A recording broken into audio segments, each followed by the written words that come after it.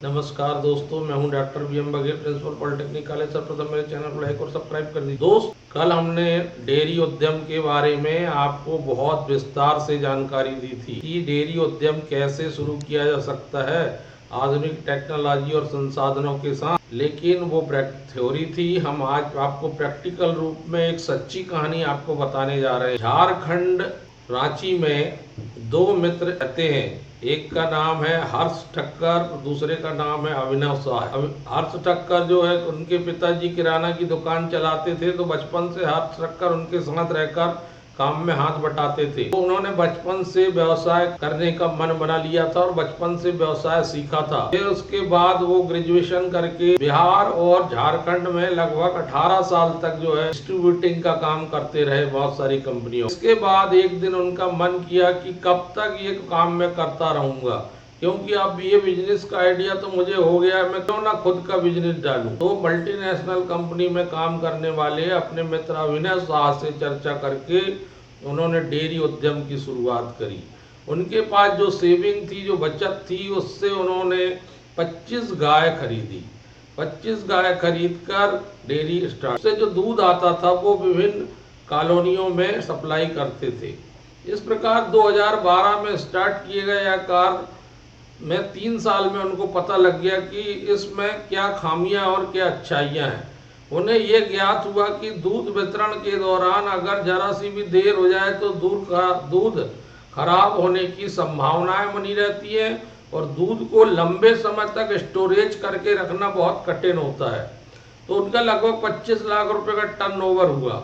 फिर 2015 में दोनों मित्रों ने ये सुनिश्चित किया कि अब ये व्यवसाय को ऐसा नहीं करना है।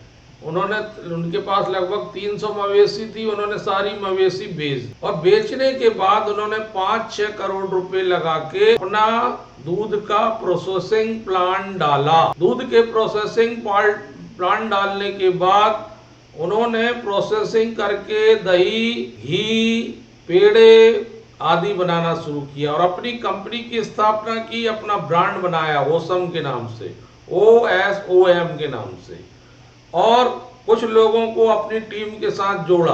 आज की दिनांक में उनके बिहार में और झारखंड में कुल 3 प्लांट है और लगभग 400 लोग कर्मचारी उनके साथ काम करते हैं। अर्थात वो स्वयं आत्मनिर्भर बने और उन्होंने दूसरे के लिए भी रोजगार का अवसर का सृजन किया। दोस्तों, आप भी ऐसे क्षेत्र में आगे आइए। पद स्तर पर उनके पास लगभग 350 डिस्ट्रीब्यूटर है, जबकि रिटेलर लगभग उनके पास 1700 है। उन्होंने एक सिस्टम बना दिया है। हर गांव में दूध कलेक्शन सेंटर है। जो भी दूध बेचने वाले किसान होते हैं वो जाके सेंटर में भेज देते हैं। उनके दूध की क्वालिटी के हिसाब से उनको तत्काल पेमेंट कर दिया जाता है। फिर दूध वहां से उठाकर सीधे चिल सेंटर में भेजा जाता है। वहां दूध को ठंडा किया जाता है। दूध को ठंडा करके प्रोसेसिंग सेंटर में भेजा जाता है।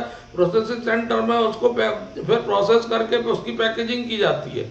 फिर मार्केटिंग की रणनीति शुरू होती है। तो उनके प्रोडक्ट जो है लगभग 2 दर्जन प्रोडक्ट वो बनाते हैं और 2015 में ये स्टार्ट किया गया। तो आज लगभग उनका 200 करोड़ रुपए का टर्नओवर है और वो निरंतर रूप से आगे बढ़ते जा रहे हैं। उनका कहना है बिहार के लगभग 18 जिलों में और झारखंड के पूरे जिलों में उनका दूध जाता है। वो अन्य राज्य में भी जाना चाहते हैं, लेकिन अभी पैंडेमिक आने के कारण ये काम रुक गया है। आगे चलकर हो सकता है दूसरे राज्यों में भी वो कदम रखें।